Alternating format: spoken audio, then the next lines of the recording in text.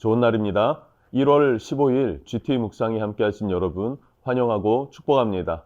오늘은 로마서 5장 1절에서 11절 말씀으로 칭의의 결과라는 제목으로 하나님 말씀 나누겠습니다. 본문 말씀 함께 읽어봅니다. 제5장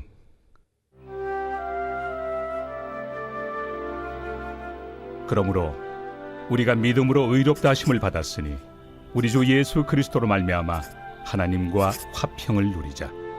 또한 그로 말미암아 우리가 믿음으로 서 있는 이 은혜에 들어감을 얻었으며 하나님의 영광을 바라고 즐거워하느니라. 다만 이뿐 아니라 우리가 환난 중에도 즐거워하나니 이는 환난은 인내를, 인내는 연단을, 연단은 소망을 이루는 줄 알미로다.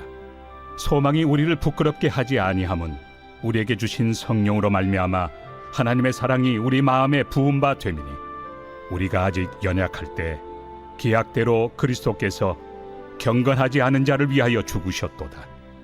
의인을 위하여 죽는 자가 쉽지 않고 선인을 위하여 용감히 죽는 자가 혹 있거니와 우리가 아직 죄인 되었을 때 그리스도께서 우리를 위하여 죽으심으로 하나님께서 우리에 대한 자기의 사랑을 확증하셨느니라. 그러면 이제 우리가 그의 피로 말미암아 의롭다 하심을 받았으니 더욱 그로 말미암아 진노하심에서 구원을 받을 것이니 곧 우리가 원수 되었을 때 그의 아들의 죽으심으로 말미암아 하나님과 화목하게 되었은즉 화목하게 된 자로서는 더욱 그의 살아나심으로 말미암아 구원을 받을 것이니라.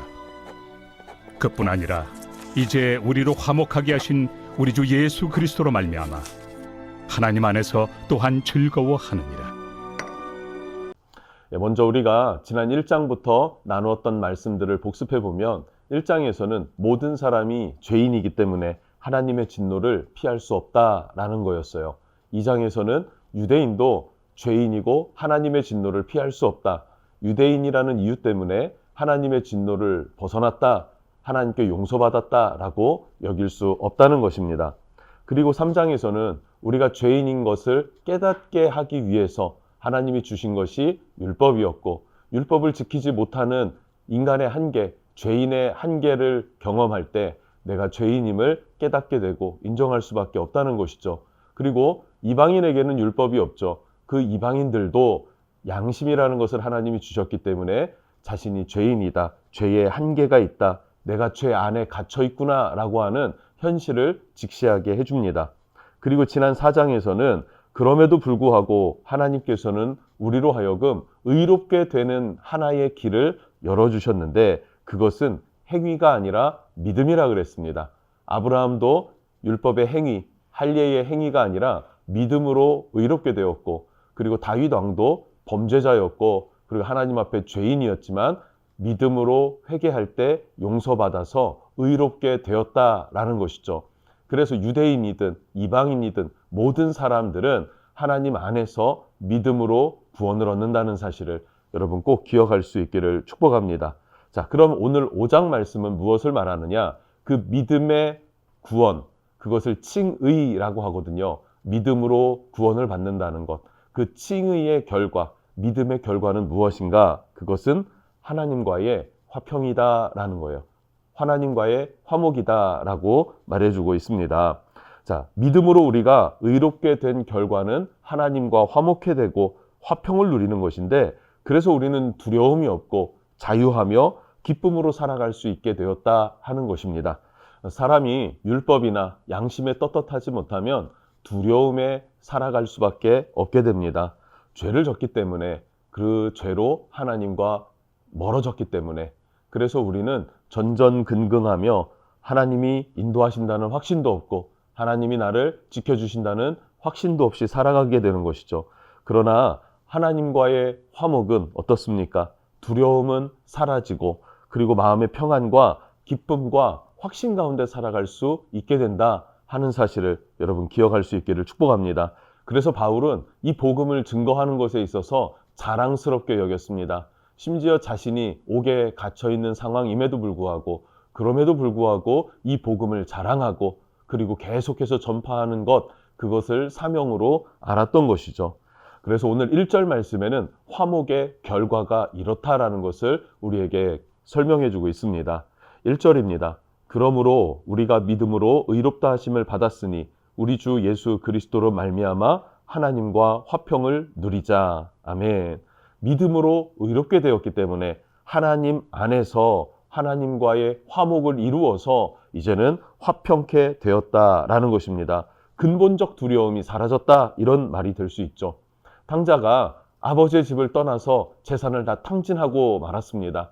어땠을까요? 두렵고 곤고하고 그리고 고통 속에 있었던 것입니다. 그러나 다시 아버지 품 안으로 돌아왔을 때 아버지는 나무라시지 않고 어떻게 해요? 씻어주시고 새 옷을 입혀주시고 권세를 회복시켜 주시면서 아들로 칭하여 아들의 권세를 누리게 했다라는 것이죠.